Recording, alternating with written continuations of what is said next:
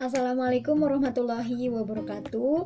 Saya Arina Marjani, mahasiswa semester 5, kelas A, jurusan Komunikasi Penyiaran Islam.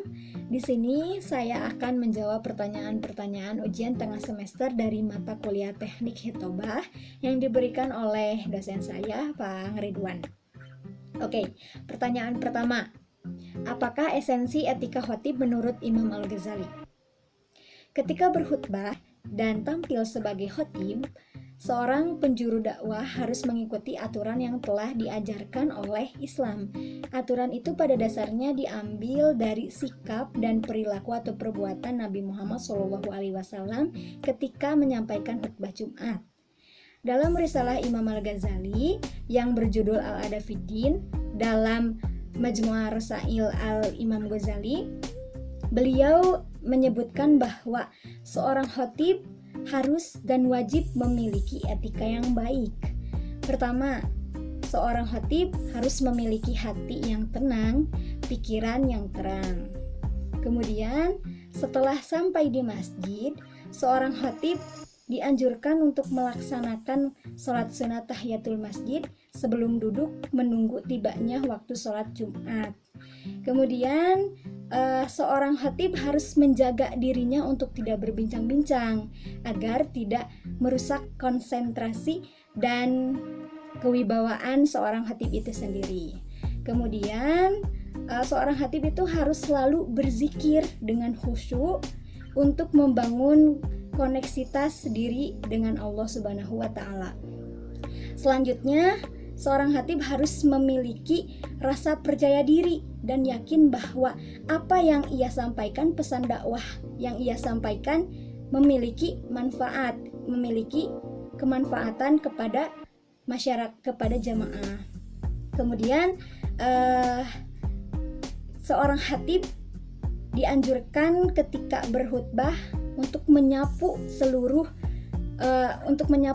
jamaah dengan pandangan mata yang dari arah depan sampai arah belakang, dan kemudian melakukan kontak mata kepada jamaah untuk membangun hubungan yang respektif dan empatik. Kemudian seorang khatib mengucapkan salam kepada mustami, lalu mendengarkan azan yang kemudian dijawab azannya dan diresapi. Kemudian seorang khatib berkhutbah dengan tawadu, artinya tidak memancarkan riak-riak kesombongan. Lalu ketika menyampaikan pesan dakwah, seorang khatib tidak dianjurkan untuk menunjuk-nunjuk ke arah jamaah karena itu bertanda bahwa seorang khatib itu sombong, memiliki sifat sombong seperti itu. Kemudian seorang khatib memberikan isyarat kepada para jamaah untuk berdoa. Lalu seorang khatib tersebut turun dari mimbar setelah muazin siap untuk iqomah. Lalu yang terakhir, seorang khatib tidak dianjurkan untuk takbir sebelum memperhatikan jamaah. Apabila jamaah sudah tenang dan sudah rapi, maka khatib dapat melangsungkan takbir. Seperti itu. Selanjutnya pertanyaan nomor 2, apa saja unsur-unsur etika dalam proses kegiatan hitobah yang harus dimiliki seorang khatib dan jamaah? Jadi etika yang harus dimiliki seorang khatib dan jamaah yaitu pertama, baik seorang khatib maupun jamaah ketika datang ke masjid harus sudah berada dalam keadaan suci. Yang kedua, seorang khatib harus memiliki rasa percaya diri ketika menyampaikan pesan dakwah. Sedangkan jamaah harus mendengarkan apa yang disampaikan oleh khatib. Kemudian, baik khatib maupun jamaah terlebih dahulu melakukan sholat sunat tahiyatul masjid, dan apabila ada salah satu jamaah yang terlambat, maka percepat atau persingkat membaca suratnya. Kemudian yang selanjutnya, seorang khatib mengucapkan salam lalu dijawab dengan lantang oleh para jemaah. Kemudian baik khatib maupun jamaah sama-sama mendengarkan dan menjawab azan. Nah, selanjutnya seorang khatib bersolawat, lalu para jamaah menjawabnya dengan lirih. Kemudian ketika berdakwah, seorang khatib memaparkan pesan dakwah atau berkhutbah dengan tawadu.